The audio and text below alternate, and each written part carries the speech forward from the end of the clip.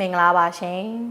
မန္တလေးမြို့တွင်15ကြိမ်မြောက်တိုင်းရင်းစေသူတေသနာစာတမ်းဖတ်ပွဲကျင်းပပြုလုပ်လျက်ရှိတဲ့သတင်းကိုမန္တလေးမြို့တော်စီပင်တရားရေးကော်မတီသတင်းရုပ်သံထုတ်ပြန်ရေး MDY Press မှတင်ဆက်ပေးမှာဖြစ်ပါတယ်ကျန်းမာရေးဝန်ကြီးဌာနတိုင်းရင်းစေပညာဦးစီးဌာနတိုင်းရင်းစေတက္ကသိုလ်မန္တလေးမှကြီးမှုကျင်းပသော15ကြိမ်မြောက်တိုင်းရင်းစေသူတေသနာစာတမ်းဖတ်ပွဲအခမ်းအနားကို2026ခုနှစ်ဩဂုတ်လ18ရက်နေ့ကမန္တလေးမြို့ချမ်းရီတာဇန်မြို့နယ်မြို့တော်ခမ်းမတွင်ကျင်းပပြုလုပ်လျက်ရှိတာနဲ့ပတ်သက်ပြီးတာဝန်ရှိသူကအခုလိုပြပြထားပါတယ်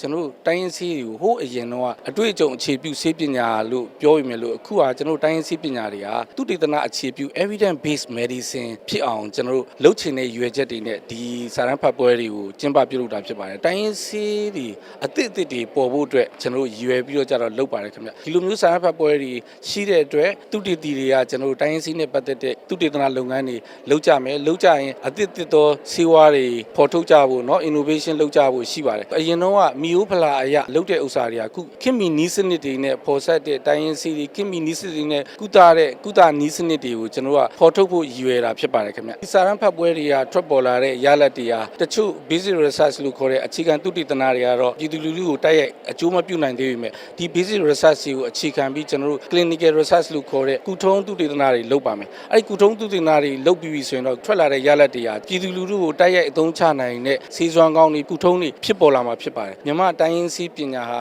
မီယိုဖလာသုံးဆွဲနေကြတာကြာပါပြီခင်မီသိပ္ပံနည်းကျစနစ်တွေနဲ့လည်းသုတေသနလုပ်ထားတယ်သိပ္ပံနည်းကျစနစ်တွေနဲ့လည်းပေါ်ဆက်ထားတယ် evidence based medicine လို့ခေါ်တဲ့ထောက်ထားအခြေပြုဆေးပညာတွေသုတေသနအခြေပြုဆေးပညာတွေဖြစ်တဲ့အတွက်ပြည်သူလူထုအနေနဲ့ကျွန်တော်တို့တိုင်းရင်းစီးတွေကိုရုံကြီး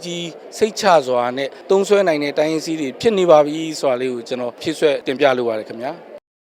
15ကြိမ်မြောက်တိုင်းရင်းစေသူတေသနာစာတမ်းဖတ်ပွဲအခမ်းအနားကို2026ခုနှစ်ဩဂုတ်လ18ရက်နေ့မှ19ရက်နေ့အထိကျင်းပပြုလုပ်သွားမှာဖြစ်ပြီးစာတမ်းရှင်စုစုပေါင်း19ဦးတို့မှစာတမ်းများအားဖတ်ကြားသွားမှာဖြစ်ကြောင်းသိရပါတယ်ရှင်